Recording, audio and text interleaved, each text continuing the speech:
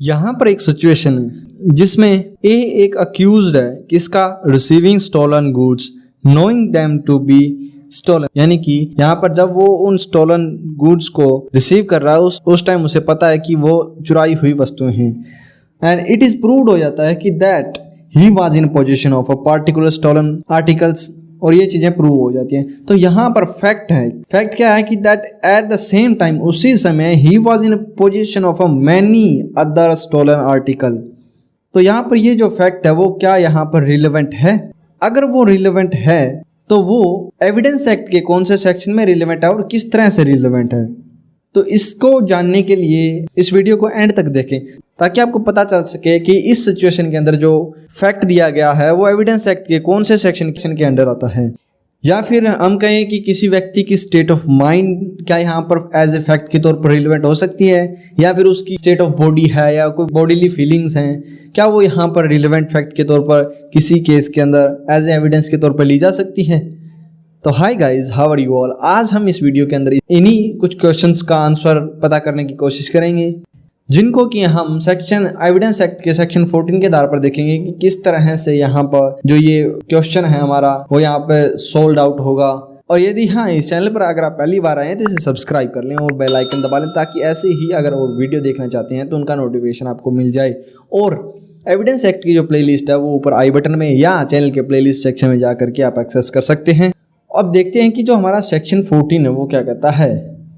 तो आज की इस वीडियो में हम सेक्शन 14 को डिस्कस करेंगे जो कि उन फैक्ट्स के बारे में प्रोविजन प्रोवाइड करता है जो कि क्या शो करते हैं एक एग्जिस्टेंस को of a state of mind और ऑफ बॉडी और ऑफ बॉडीली फीलिंग्स का। तो चलिए देखते हैं कि सेक्शन 14 क्या कहता है।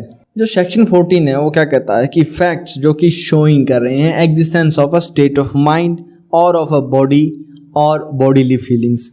तो यहाँ पर इस सेक्शन के आधार पर हम कह सकते हैं कि वो फैक्ट जो कि स्टेट ऑफ माइंड, तो यहाँ पर स्टेट ऑफ माइंड यानी कि स्टेट ऑफ माइंड में हम क्या क्या चीजें इंक्लूड करेंगे, जैसे कि इंटेंशन है, नॉलेज है, गुड फेथ है, नेग्लिजेंस है या रैशनेस है, इल विल है या गुड विल है, टुवर्ड एनी पार्टिकुलर पर्सन यानी कि किसी पार्टिकुलर पर्सन के प्रति ऐसी कोई फीलिंग्स हैं यानी कि जो स्टेट ऑफ माइंड है उस व्यक्ति की वो, या फिर शो क्या कर सकते हैं existence of any state of body और बॉडीली फीलिंग, वो यहाँ पर क्या होंगे रिलेवेंट। तो ये फैक्ट्स हैं वो रिलेवेंट कब होंगे? ये फैक्ट तब रिलेवेंट होंगे जब जो एग्जिस्टेंस क्या है of any such state of mind यानी कि ये पार्टिकुलर चीजें और बॉडी और बॉडीली फीलिंग वो क्या है इज इन इशू, वो इशू के अंदर है और रिलेवेंट या फिर वो उस इशू के रिलेटेड है या उससे रिलेवेंट है। तो ऐसे केस के अंदर जो इन सभी फैक्ट्स के बारे में जो फैक्ट दिए जाते हैं वो यहाँ पर सेक्शन 14 के अंदर रिलेवेंट माने जाएंगे। तो इस सेक्शन को अगर अब हम विद एग्जांपल्स एंड कुछ केस लॉज के साथ में आगे डिटेल में डिस्कस करेंगे, लेकिन उससे पहले हम यहाँ पर हम इसके साथ में दो एक्सप्लेनेशन दी गई है उनको देख लेते हैं। फर्स्ट एक्सप्लेनेशन क्या कहती है? वो कहती है कि जो फैक्ट्स यानी कि जो सेक्शन 14 वाले जो ऊपर वाले ये फैक्ट्स हैं वो उन फैक्ट्स के एग्जिस्टेंस के बारे में क्या शो करना चाहिए, मस्ट शो, क्या शो करें state of mind note in generally यानी कि जर्नली में नहीं बल्कि ये पार्टिकुलर मैटर इन क्वेश्चन के बारे में होनी चाहिए। पार्टिकुलर इन मैटर किस तरह से हो सकता है?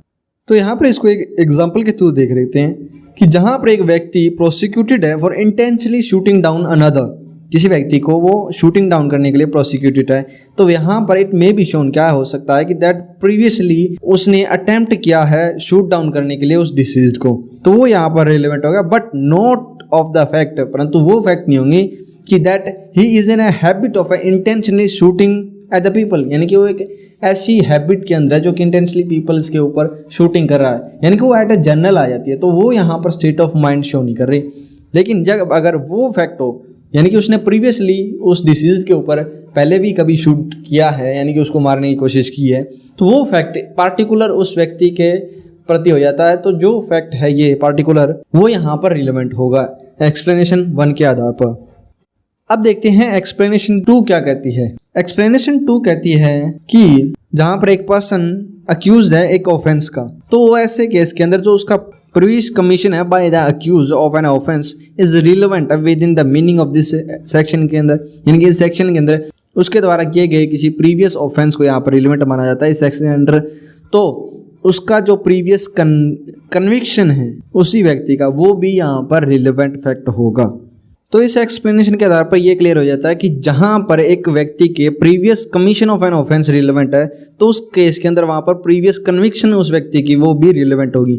लेकिन ऑर्डिनरी जो है किसी भी व्यक्ति की जो प्रीवियस ऑफेंस है या कन्विक्शन है वो अलाउड नहीं होती है एक जज के सामने प्रोड्यूस करने के लिए, क्योंकि वहाँ पर एक फियर होता है जो कि अननेसेसरी प्रेजुडाइज कर देता है हिज माइंड, उसके माइंड के अंदर अगेंस्ट द अक्यूज। एंड ऐसे जो प्रीवियस कन्विक्शन के जो फैक्ट हैं वो यहाँ पर उसकी जो गिल्टी है उसको प्रूव नहीं करते। बट लेकिन यहाँ पर जो सेक्शन 14 है वो परमिट्स क्या करता है, evidence of previous offence to be admitted. जब कभी भी यह नेसेसरी हो जाता है क्या प्रूव करने के लिए जी कि पार्टिकुलर स्टेट ऑफ माइंड और बॉडी और of a body and all that. The second explanation says क्या कहती है कि दैट इन सच केसेस के अंदर जो प्रीवियस कन्विक्शन है of accused would also be relevant. यानी कि यहाँ पे उसके स्टेट ऑफ माइंड और बॉडी के रिलेटेड अगर कोई उसकी प्रीवियस ऑफेंस की कमीशन के बारे में अगर कोई वहाँ पे फैक्ट है तो उसकी जो कन्विक्शन के रिगार्डिंग जो फैक्ट हैं वो भी यहाँ पे रिलेवेंट कर दिए जाते हैं। तो ये थी एक्सप्लेनेशन 2 ऑफ सेक्शन 14। अब देखते हैं सेक्शन 14 को with example and case law एक वाइड व्यू के अंदर। अब देखते हैं स्टेट ऑफ माइंड और बॉडीली फीलिंग क्या है। तो यहाँ पे देखते हैं कि मेंटल एलिमेंट्स हैं वो एक लाइबिलिटी में किस तरह होते हैं, उनकी क्या इंपॉर्टेंस है। तो most of the criminal as well as civil wrong के अंदर जो स्टेट ऑफ माइंड है अक्यूज की या फिर एक डिफेंडेंट की वो बहुत ही इंपॉर्टेंट एलिमेंट है of the offence. And the presence of requisite mental element और स्टेट ऑफ माइंड और mens rea as it is commonly called is an essential condition of a liability. यानी कि एक लाइबिलिटी क्रिमिनल या civil wrong के अंदर एक liability को क्रिएट करने के लिए वहाँ पर एक एसेंशियल कंडीशन के तौर पर देखा जाता है एक मेंटल एलिमेंट को, यानी कि स्टेट ऑफ माइंड या मेंस रिया। फॉर एग्जाम्पल अगर एक पर्सन लाइबल है किस लिए, for receiving the stolen property only if, कब वो लाइबल होगा, only if he had knowledge of the fact, किस फैक्ट की, that the property in question was stolen. तो यहाँ पर जो गिल्टी नॉलेज है एक कंडीशन है उसकी लाइबिलिटी के लिए। सेक्शन 111 आईपीसी इसके बारे में कहता है। एंड सिमिलरली इसी तरह अगर एक पर्सन वो क्या है लाइबल नहीं होगा for a passing of a counterfeited coin unless, जब तक कि he had a knowledge of that fact कि जो कॉइन था वो कॉन्ट्राफाइड था, यानी कि नकली था, कॉन्ट्राफाइड था, जो कि सेक्शन 239 के अंदर आईपीसी में कहा गया है। एंड एक और एग्जांपल देखते हैं जिसके अंदर एक लाफ टोट में एक इंजरी है एक एनिमल के द्वारा कॉज की गई है जो कि एक बिलोंग करता है स्पीसीज ऑफ एनिमल, यानी कि कोई हॉर्स है या डॉग है या मंकी है।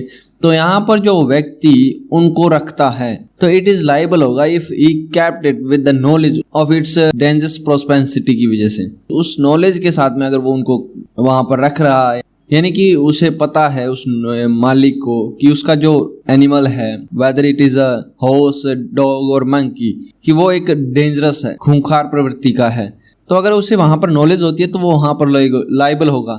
लेकिन अगर एक डॉग का जो कीपर है वो लाइबल नहीं होगा for the heart done by it, उसके द्वारा अगर कोई नुकसान पहुंचाता है तो उसके लिए वो लाइबल नहीं होगा। कब लाइबल नहीं होगा, if he did not have a knowledge of a biting tendency of the dog.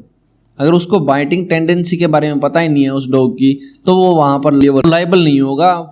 तो इन सभी केसेस के अंदर जो स्टेट ऑफ नॉलेज है वो यहाँ पर एक कंडीशन हो गई है फॉर ऑफ ए लाइबिलिटी के लिए। In many cases of crime criminal intention क्या है कि असेंशियल है उस लाइबिलिटी के लिए। फॉर एग्जाम्पल एक पर्सन है वो गिल्टी है किस लिए, murder, if he inflicted an injury with intent to cause death. Section 299 and 300 IPC कहता है कि अगर उसकी इंटेंशन है उसको डेथ कॉज करने की और वो वहां पर उसको एक इंजरी इन्फ्लेक्ट करता है तो वहां पर उसकी जो मेंटल इंटेंशन है वो देखी जाती है। इन सच केसेस एक सर्टेन काइंड ऑफ इंटेंशन है वो यहाँ पर एक लाइबिलिटी के लिए एसेंशियल बन जाती है। अब देखते हैं कि फैक्ट जो कि शो क्या करते हैं एक requisite state of mind relevant किस तरह से। इंस्टेंसेस है नीड नॉट बी मल्टीप्लाइड, यहाँ पर इंस्टेंसेस को मल्टीप्लाई करने की जरूरत नहीं है। All these are different kind of state of mind जो कि which have often to be proved. यानी कि सेक्शन 14 इटसेल्फ अपने आप में मेंशन क्या करता है कि following kind of the state of mind और ऑफ अ बॉडी। कौन कौन सी है वो हमने जैसे अभी पीछे जब सेक्शन पढ़ा था उस टाइम देखा था, intention, knowledge, good faith negligence, rashness, illness, goodwill, state of body और बॉडीली फीलिंग। तो ये जो सभी चीजें हैं ये एक स्टेट ऑफ माइंड के तौर पर यहाँ पे कंसिडर की जाती हैं। एक व्यक्ति की जो स्टेट ऑफ माइंड है वो एक पर्सनल सीक्रेट है। इट हैज बीन सेड, यह भी कहा जा चुका है कि even a devil does not know what is passing in the man's mind, यानी कि मानव के दिमाग में क्या चल रहा है ये एक डेविल भी नहीं जानता।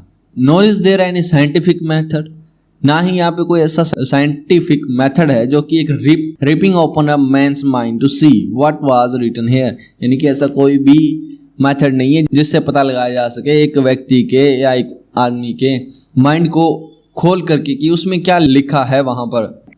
Hence, the difficulty of proving the state of mind, section 14 was therefore enacted to facilitate this task।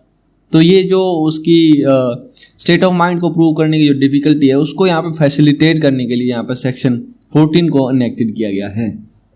अब देखते हैं स्टेट ऑफ बॉडी और बॉडीली फीलिंग, जहां पर एक state of a person's body या bodily feeling is in question है। तो एविडेंस है वो क्या है, can be given of every fact, उन सभी फैक्ट के दिए जा सकते हैं जिनसे इट कैन बी इन्फर्ड, ये अनुमान लगाया जा सकता है उसकी बॉडी या बॉडीली फीलिंग के स्टेट के बारे में। एन इम्पोर्टेंट फैक्ट क्या है for this purpose is the statement of the affected person, for he alone know the best state of his body, यानी कि स्टेटमेंट किसकी, उस इफेक्टेड पर्सन की, जिसको खुद को ही पता है उसकी बॉडी की जो स्टेट क्या है, उसकी बेस्ट नॉलेज सिर्फ उसी को ही पता होता है, वही अच्छी तरह से जानता है उसकी। तो इस पर्पज के लिए जो इंपॉर्टेंट फैक्ट क्या होंगे वो होंगे statement of a affected person की। तो according to the English law, statement made by a person जो कि respecting the state of his health और bodily feeling at the particular time are admissible, यानी कि किसी पार्टिकुलर टाइम के अंदर अपनी बॉडीली फीलिंग या हेल्थ के बारे में अगर कोई स्टेटमेंट है तो वो उस व्यक्ति की यहाँ पर एडमिसेबल है। They are the part of the res gestae, ये जो चीजें हैं वो एक रेस जेस्टे की पार्ट होंगी। That is the statement should be contemporaneous with the act is it describe, तो ये उस एक्ट के साथ में कंटेम्परेनियस होगी। तो ये थी जो बॉडीली फीलिंग या स्टेट ऑफ बॉडी के बारे में जो कि सेक्शन 14 हमारा कहता है, और हमने सेक्शन 40 के रिगार्डिंग जो हर एक डाउट थे वो ऑलमोस्ट क्लियर कर लिए हैं। आई होप कि आपको इनके रिगार्डिंग जितने भी डाउट्स थे वो क्लियर हो गए होंगे। और रेस्ट जेस्टे के रिगार्डिंग अगर आप जानना चाहते हैं तो आई बटन में वीडियो उसमें जाकर के देख लें कि रेस्ट जेस्टे क्या होता है, कौन से सेक्शन में ये डिफाइन है। एंड अगर आपको ये वीडियो अच्छी लगी है तो इसे लाइक करें, अपने दोस्तों के साथ में शेयर करें और इस चैनल को सब्सक्राइब कर लें ऐसे ही और वीडियो पाने के लिए। Thanks for watching, keep learning.